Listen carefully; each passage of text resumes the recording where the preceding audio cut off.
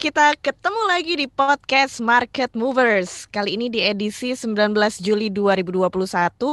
Kembali lagi bersama saya Ines Nirmala di podcast kolaborasi antara KBR dan Katadata yang khusus menghadirkan informasi dan panduan praktis outlook market sepekan ke depan.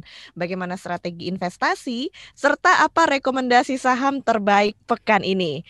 Langsung saja kita mulai podcast Market Movers.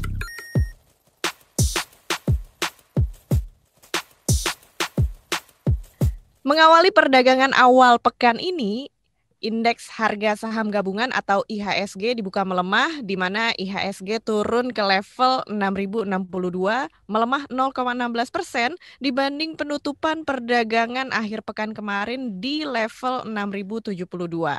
Dan juga indeks LQ45 terkoreksi 0,24% ke level 845. Nah, langsung aja yuk kita bahas di Market Movers seperti apa proyeksi perdagangan sepekan ke depan dan seperti apa strategi investasi yang bisa diterapkan. Dan sekarang di episode kali ini kita ngobrol-ngobrol bersama Angga Septianus, equity analyst dari Indo Premier Sekuritas. Halo Mas Angga, apa kabar? Halo Mbak Ines, baik Mbak Ines. Gimana Mbak Ines nih kabarnya? Kabarnya sehat juga, mudah-mudahan sehat selalu ya buat Mas Angga ya. Sama-sama Mbak, semoga cepat berlalu ya pandemi ini ya. Iya, itu harapan kita semua supaya pandemi COVID-19 ini bisa segera berakhir dari Indonesia. Amin. Ya, amin. Nah, sekarang kita ngebahas seputar IHSG yang pekan lalu masih bisa bertahan di level hijau. Walaupun memang pandemi COVID-19 ini angkanya masih meningkat. Terpantau juga investor asing membeli bersih sebesar 629 miliar rupiah di pasar reguler, tapi Senin pagi IHSG dibuka terkoreksi. Bisa dijelasin nih Mas Angga, seperti apa sih review keadaan market sepekan kemarin dan bagaimana proyeksi pasar sepekan ke depan? Oke, thank you Mbak Ines. Jadi buat IHSG kita memang kalau kita lihat beberapa bulan ke belakang, beberapa minggu ke belakang, dari bulan Juni itu pergerakannya emang udah mulai nggak jelas ya buat IHSG Mhm. sendiri ya. Ini seiring juga dengan adanya ekspektasi adanya lonjakan kasus. Memang dari bulan Mei itu ketika India kasusnya lagi naik tinggi-tingginya, mereka hampir 400.000 kasus ya per hari waktu itu ya. Itu udah diekspektasi nih ketika Lebaran selesai kemungkinan di Indonesia sendiri akan ada lonjakan kasus juga. Dan ternyata beneran kejadian sekarang dan market udah memprice in peristiwa ini akan terjadi gitu. Jadi makanya market kita tuh bergeraknya belum ada pergerakan yang signifikan. Bisa dibilang ISG sendiri bergeraknya sideways di rentang antara di level 6.100-an sampai supportnya itu di level 5.900-an. Jadi belum ada pergerakan yang berarti karena memang investor asing pun betul sudah mulai masuk ya secara weekly kemarin 1,4 triliun untuk di pasar reguler sendiri untuk minggu kemarin. Tapi kalau dilihat mungkin mereka masih ragu-ragu nih Mbak Ines. Jadi masih masuk enggak gitu ya. Karena Hmm. kasusnya juga di Indonesia masih all time high terus ya. Kita tahu ya kemarin sempat menyentuh level tertinggi itu di level 56.000 ya Mbak Ines. Jadi Iya. hampir level 60.000. Bahkan dari Pak Luhut sendiri ekspektasinya bisa sampai ke angka 70 ribuan gitu. Mungkin bisa lebih, tapi semoga nggak terjadi gitu ya. Apalagi besok ada Idul Adha, itu harus dipantau juga karena ada kemungkinan lonjakan kasus lagi. Nah inilah yang menjadi faktor kenapa seminggu kemarin IHSG kita juga pergerakannya dari tanggal 9 sampai 16 itu hanya sekitar 0,55% menguatnya. Jadi nggak ada pergerakan yang cukup berarti untuk kemarin ya. Selain itu juga walaupun adanya lonjakan kasus, tapi juga diimbangi nih ternyata dengan adanya sentimen positif dari Mhm. progres vaksinasi yang sangat cepat, Mbak Ines. Untuk progres vaksinasi kita sendiri, ini di minggu lalu kita kedatangan 20 juta vaksin dan negara-negara tetangga kita dan negara lain seperti Amerika Serikat, Jepang, dan negara maju lainnya turut membantu Indonesia juga nih dengan mengirimkan vaksin-vaksin yang ready to use. Jadi kita bisa cepat-cepat vaksinasi. Karena vaksinasi ini merupakan kunci dari ekonomi kita seberapa cepat sih pulihnya. Karena kalau semakin banyak yang divaksin, seperti Amerika Serikat itu udah sekitar 50%-an dari populasi yang divaksin, mereka udah bisa buka masker sekarang, udah bisa beraktivitas seperti biasa, jadi udah lebih lowong. Pastinya kan kalau kita udah bisa sepede itu lagi nanti ekonominya nantinya kan akan terbuka lagi gitu. Iya. Ya. Nah, kalau untuk proyeksi perdagangan di pekan ini, kira-kira sentimen apa aja yang berpengaruh? Oke. Untuk sentimennya di pekan ini masih terkait perpanjangan PPKM darurat ya, yang kemarin Iya. beritanya udah sempat terpublish Mhm, buat PPKM-nya diperpanjang sampai akhir Juli, di mana 11 hari lagi berarti ya untuk pengetatannya. betul. Eh Sebenarnya untuk PPKM ini sih udah dilihatnya lebih ke arah positif sama market sendiri ya Mbak. Karena ketika PPKM-nya diterapkan artinya kan pemerintah put effort berupaya untuk menekan penyebaran dari si COVID ini. Karena kalau nggak dibatasi, nggak kebayang deh kayak gimana lagi tuh kenaikan kasusnya kan. Mhm, Tentunya ini jadi sentimen positif untuk bursa kita, untuk market kita.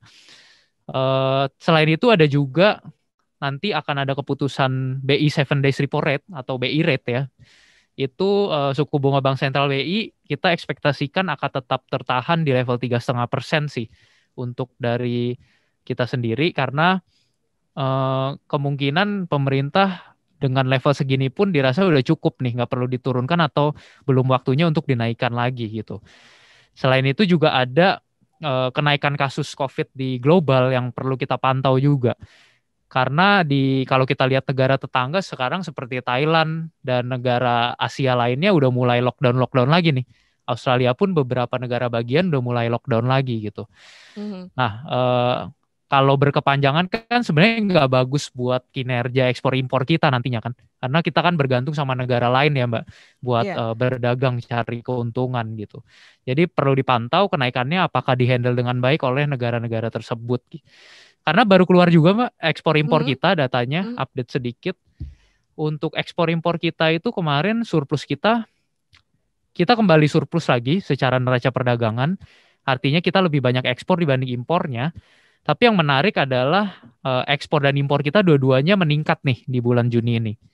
Artinya aktivitas ekonomi udah mulai berjalan layaknya seperti biasa lagi. Karena impor barang baku udah mulai banyak lagi. Artinya kegiatan manufaktur udah mulai berjalan seperti biasa lagi. Kayak gitu Mbak Ines. Iya. Nah, kita juga memang masih melihat bagaimana keputusan perpanjangan PPKM darurat ini dan tadi ada beberapa sentimen yang disebutkan Mas Angga, misalnya dari BI rate dan juga ekspor impor ini yang akan mempengaruhi juga situasi pasar pergerakannya seperti apa sepekan ke depan ya. Betul. Iya. Nah, ini kalau kita membicarakan informasi yang baru-baru ini dari Komisaris BEI yang bilang kalau ada 4 unicorn yang berpotensi listing, yaitu Bukalapak, GoTo, GNT, dan Traveloka. Dengan potensi kapitalisasi pasar jumbo senilai sampai dengan 311 triliun rupiah. Nah, gimana nih pandangan Mas Angga terkait fenomena kehadiran unicorn yang akan masuk ke pasar modal? Oke. Kalau buat unicorn sendiri yang udah confirm baru Bukalapak dan Goto ya. Kalau Mm-mm. untuk Traveloka dan satu lagi tadi, sorry, JNT. Genti ya, itu memang belum ada update lagi kan terkait IPO-nya mereka gitu.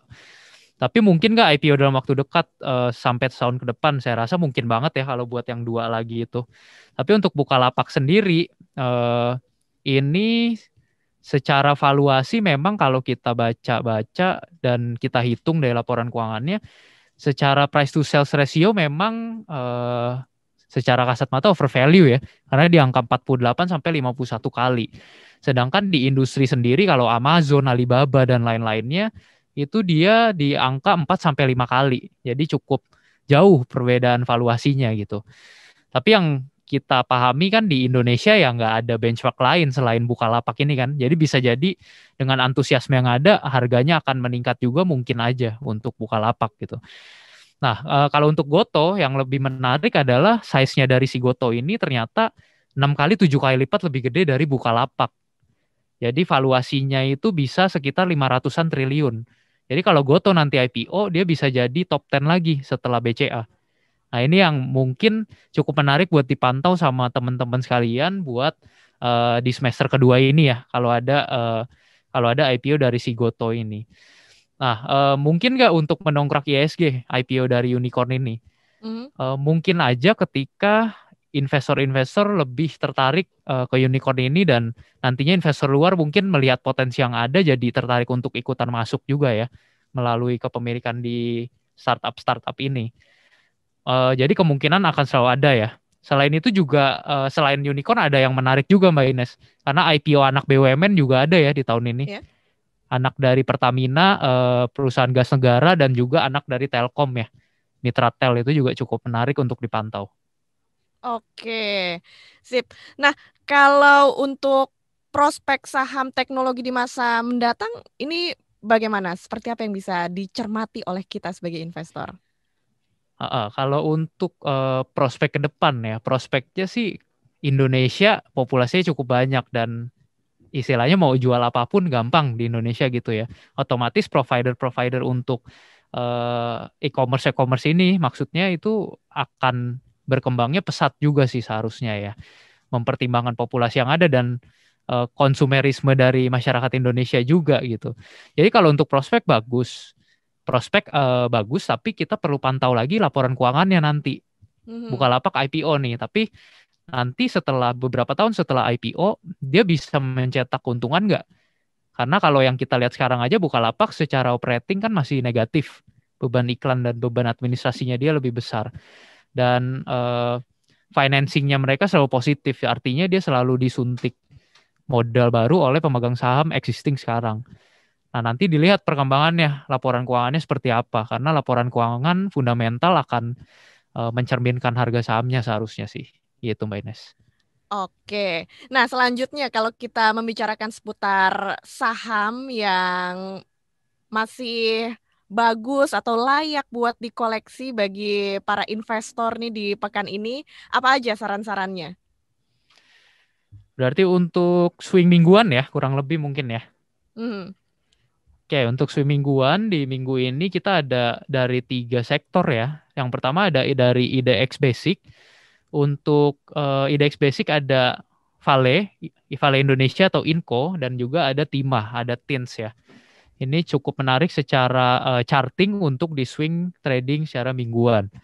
Lalu yang kedua ada IDX Energy, itu ada ITMG atau Indo Tambang Raya, ada Harum Energy, HRUM, dan ada AKR Koporindo, Akra. Yang ketiga ada IDX Finance, ada Arto atau Bank Jago ya. Ini secara tren juga masih baik untuk di swing mingguan. Oke, jadi dari sektor energi, finance, dan juga basic tadi ya, Ya. untuk saham yang layak dikoleksi untuk pergerakan minggu ini. Kalau untuk saran nih Mas Angga, Mm-mm. melihat situasi di pasar saat ini, bagaimana kita sebagai investor untuk melakukan strategi dalam investasi, terutama untuk anak-anak milenial nih ya? Ya. Oke, jadi pertama-tama mungkin dibedain dulu ya mindsetnya mau dari awal ini mau investasi atau mau trading. Tradingnya Hmm. pun ada trading kan macam-macam ya, ada day trading, ada scalping bahkan yang lebih pendek lagi, ada juga swing trading. Jadi harus Mhm. ditentuin dulu mau time frame-nya berapa lama. Karena jangan sampai ketika kita beli saham untuk trading, ketika turun disimpan untuk investasi. Jadinya Mhm. nyangkut gitu ya. Betul. Nah, kalau untuk investasi, ini yang penting kita lihat fundamentalnya. Misalnya kalau mau beli saham batu bara, saham mining, dilihat komoditasnya, harga komoditasnya. Atau kalau yang baru belajar bisa coba masuk ke saham-saham yang memang lebih defensif terhadap siklus ekonomi. Contohnya saham perbankan dan juga saham consumer goods. Itu consumer goods lebih tahan banting ibaratnya dibanding kalau terpapar oleh krisis gitu ya. Tapi dilihat juga consumer goods-nya yang memang perusahaannya masih bertumbuh secara pendapatan dan secara laba bersih gitu. Nah, kalau untuk Indo Premier sendiri kita masih overweight banget untuk Mhm. bisa akumulasi investasi ke saham-saham consumer goods dan perbankan terutama. Dan ketiga ada telco juga. Untuk consumer goods kita ada ICBP rekomendasi untuk buy dengan target price ada di level 11.800 Mbak. Ya. Jadi masih cukup menarik. Lalu ada dari sektor perbankan juga masih cukup menarik semuanya secara valuasi.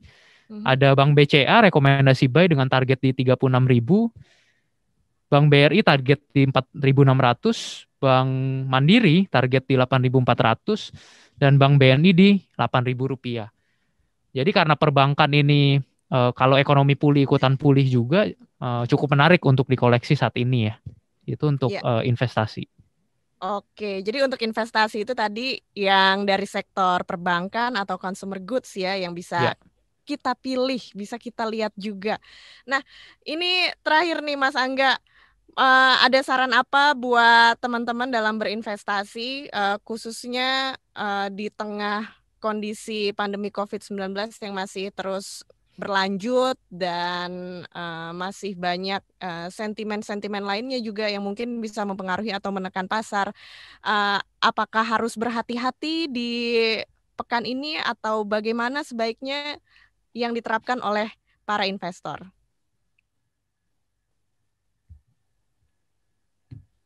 Investasi atau yang udah investasi, sebenarnya di kondisi pasar seperti ini justru jadi sarana yang baik buat kita belajar ya sebagai investor ya, karena investor itu biasanya jam terbangnya yang diukur dan mentalnya kan. Kalau market bullish semuanya juga jago gitu ya Mbak Ines ya. Untuk investasi semuanya naik gitu. Tapi sebenarnya yang diuji adalah keputusan kita di saat market seperti ini. Apakah kita tetap stick sama rule yang kita udah bikin atau ternyata kita gampang goyah nih mentalnya. Jadi manfaatkan aja buat sekarang kalau mau investasi maupun trading di market kayak gini, nggak perlu khawatir. Karena nantinya kalau vaksinasi udah berjalan dengan lancar, kita sekarang itu udah di sekitar 15% dari populasi yang menerima satu dosis vaksin ya. Dan ini cukup baik di negara Asia Tenggara lainnya. Kalau nanti udah bisa seperti normal lagi, pastinya market kita juga akan ikutan naik gitu. Kinerja bisnis akan pulih lagi. Jadi untuk sekarang, kalau yang mau investasi jangan lupa stick to fundamental. Ketika saham downtrend bisa diakumulasi dengan cara dollar cost averaging, dicicil tiap bulan. Jadi jangan di all in di satu harga. Kalau yang mau trading, jangan lupa trading plan-nya. Kayak gitu aja sih Mbak Ines. Iya, jadi memang kondisi sekarang ini bisa jadi kesempatan buat kita semua dalam berinvestasi ya. Yes. Betul. Thank you banget Mas Angga Septianus, equity analyst dari Indo Premier Sekuritas yang udah ngobrol-ngobrol dan juga ngasih insight seputar perdagangan sepekan ke depan dan juga apa strategi investasi yang bisa kita terapkan. Sekali lagi thank you Mas Angga. Thank you Mbak Ines. Semoga semuanya dapat knowledge baru nih ya di sini dan pencerahan. Iya, yang pastinya juga bisa menguntungkan buat kita semua dalam berinvestasi. Sampai ketemu lagi di podcast Market Movers edisi Senin minggu depan, persembahan KBR dan Kata Data. Jangan lupa juga untuk follow podcast Market Movers di KBR Prime atau aplikasi mendengarkan podcast lainnya. Dan akhir kata, saya Ines Nirmala pamit. Sampai jumpa lagi. Salam cuan. Dah.